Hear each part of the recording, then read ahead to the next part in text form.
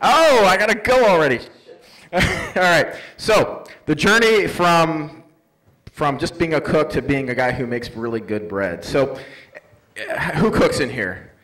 All right. So like I've cooked forever. Cooking is easy because you can really screw it up and make last-minute adjustments and fix it. Making bread is hard. I started out making pizza crust in the bread machine, then I graduated to making it in the very expensive, very, very fast because of the flames KitchenAid mixer. And eventually what I realized was that bread was not complicated. Bread is just water, flour, salt, yeast. Anything else is not bread. Anything else is enriched bread, which I'm not going to talk about. That's cheating. It turns out that if you want to make bread, you have to learn all this. Man, no, you don't.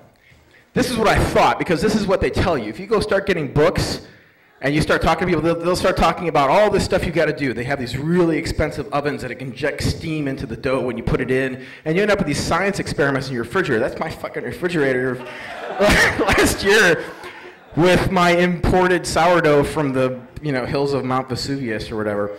It turns out that you don't have to do this, because what's important is time. If it takes less than 24 hours to make your bread is shit. Yeast needs time to do its job, because yeast takes the raw carbohydrates and flour and turns them into these magic, yummy, tasty things that are in dough. So you don't need to know all this stuff. What you need to know is that yeast makes better results the colder it is. So I started making things that were made out of ice water. Instead of, like they always say, take warm water, put the yeast in it, dissolve it, combine it, give it an hour to rise. No, that's wrong.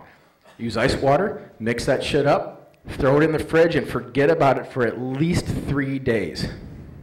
The longer you leave it in the fridge, the better it's going to taste when you bake it.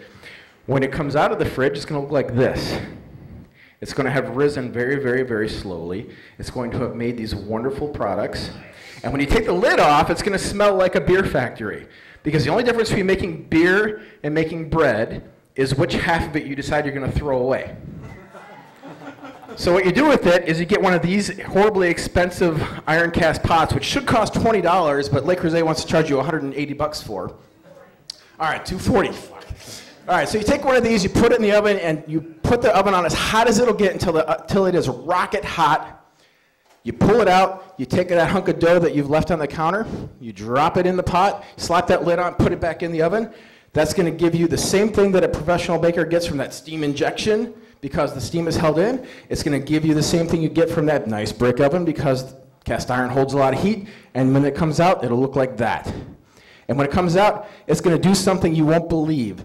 The French bakers have this thing called musique du pain, which means the music of the bread, which sounds really fruity and stupid until you hear it and you go, holy shit, my bread is going crackle, crackle, crackle, and it is the coolest thing I've ever heard.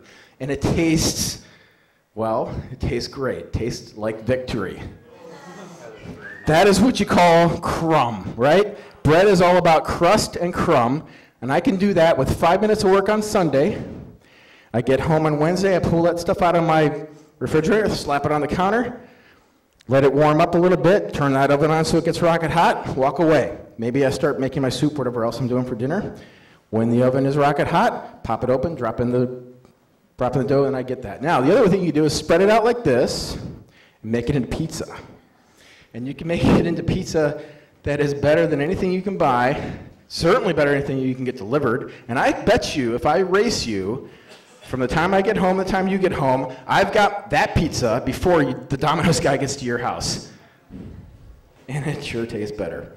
I could charge you $30 for that pie. And the best thing about making your own pizza is that it's a community project. If you've got a family, they will totally dig it. And they'll feel like geniuses. So should you. And if you want to know how to really do this, hit my blog, Pantuso.com. I'll have the measurements and the times and all that stuff. That's me.